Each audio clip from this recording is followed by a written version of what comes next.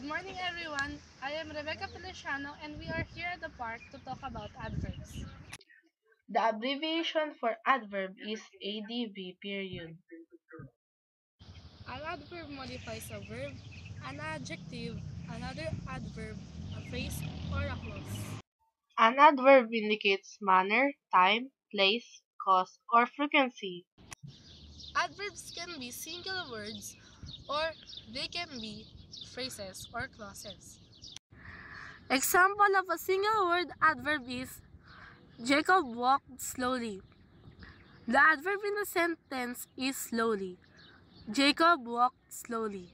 Example of a prepositional phrase is Jacob went to the playground. The adverb in the sentence is to the playground. The adverb does not have a subject and verb acts as an adverb. Adverbial phrase function as telling the place and time and modifying the verb. Jacob went to the playground. Example of adverb clause. After Jacob ran, he will drink some water. The adverb in the sentence is after Jacob ran. The clause contains a subject and a verb that acts as an adverb, modifying the verb of a sentence. After Jacob ran, he will drink some water. How about manner, time, place, cause, or frequency? What are they?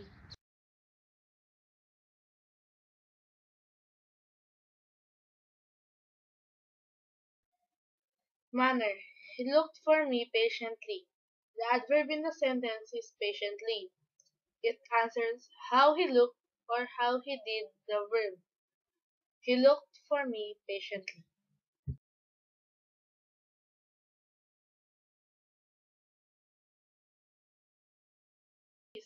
She went to the park. The adverb in the sentence is to the park.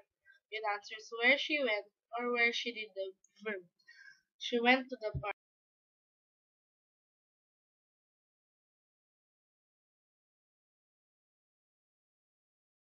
She always sits on this bench. The adverb in the sentence is always. It answers how often she sits on the bench or how often she does the verb. She always sits on this bench.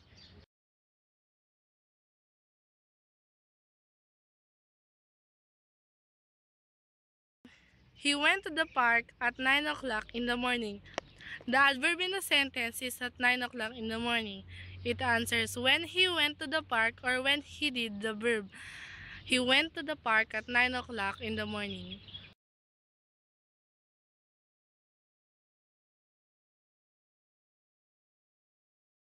She used the umbrella to protect herself from the heat. The adverb in the sentence is to protect herself from the heat. It answers why she used the umbrella or why she did the verb. She used the umbrella to protect herself from the heat.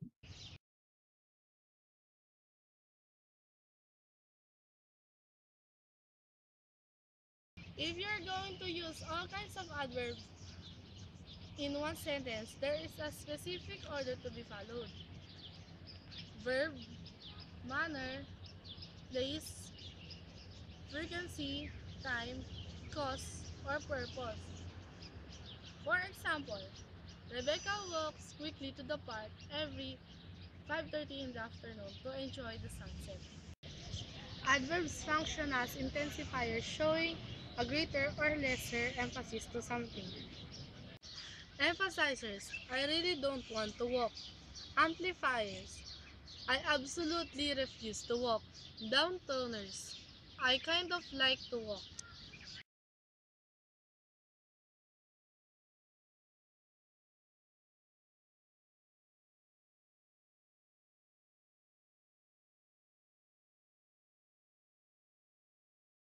Place. It comes right after the direct object, the receiver of the verb. For example, he drives the car carefully. The adverb in the sentence is carefully. It is placed after the direct object, which is the car. In some occasions, there is no direct object. Instead of placing the adverb after the direct object, you can place this after the verb. For example, he drives carefully.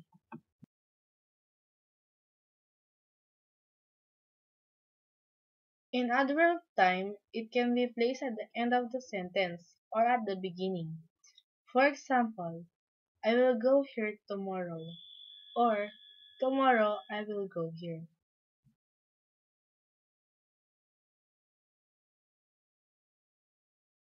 Adverb of frequency. It is placed before the main verb. For example, I always walk around the park. I never sat on that bench. I usually drink orange juice while I'm here.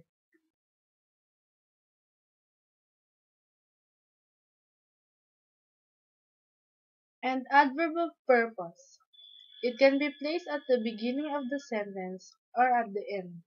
For example, I go to the park to play. To play, I go to the park. Let us review that again. The abbreviation for adverb is ADV period. Adverbs indicate manner, time, cause, frequency, and place. Adverb modifies a verb, an adjective, another adverb, a phrase, or a clause. An adverb can be represented as a single word, a phrase, or a clause. Adverbs function as intensifiers, showing a greater or lesser emphasis to something. Example of intensifiers are emphasizers, they give emphasis. Amplifiers, they give completeness. Downtoners, give less emphasis. Adverb of manner and place. It is placed after the direct object or after the verb. Adverb of frequency. Placed before the main verb. Adverb of time and purpose.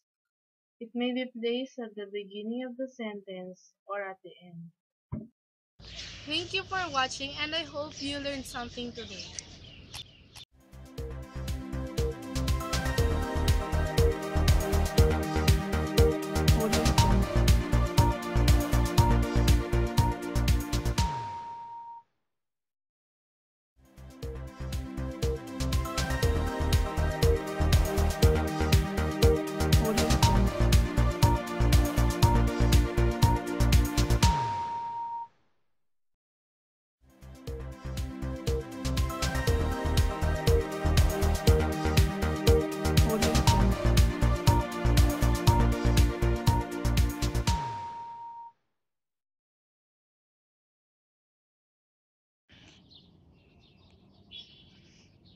Play na ba? Oh!